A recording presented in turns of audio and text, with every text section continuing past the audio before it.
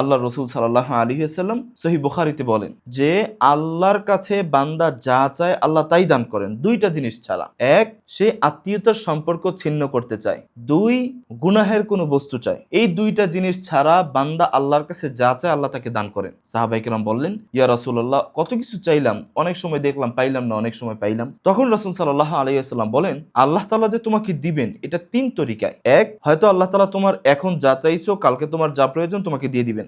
দুই, আল্লাহ তাআলা তোমাকে দিবেন কেমন ভাবে, সেটা দুনিয়ায় না আখিরাতে। তুমি যা মনে করতেছো তোমার এখন এটা দরকার, আল্লাহ তাআলা জানেন যে তোমার এখন এটা দরকার নাই, আখিরাতে দরকার পড়বে, এজন্য আল্লাহ তাআলা তোমাকে আখিরাতে দিবেন। তিন নম্বরে আল্লাহ তাআলা দুনিয়াতেই দিবেন, তবে তুমি যা চাইছো, মানে আল্লাহ আমি কালকে চাইছি এটা আমাকে দিয়ে দাও না, আল্লাহ তোমাকে ভবিষ্যৎ এমন কোনো আগন্তুক মুসিবত থেকে হেফাজত করবেন যা তোমার জন্য অকল্যাণের কারণ ছিল। তখন সাহাবায়ে কেরাম আনন্দে আত্মহারা হয়ে বললেন, ইয়া রাসূলুল্লাহ, আমাদের তো তাহলে আল্লাহর কাছে অনেক বেশি চাওয়া দরকার। তখন রাসূল সাল্লাল্লাহু আলাইহি ওয়াসাল্লাম বললেন, আল্লাহর কাছে বান্দা যত চায় আল্লাহ ততই দেন।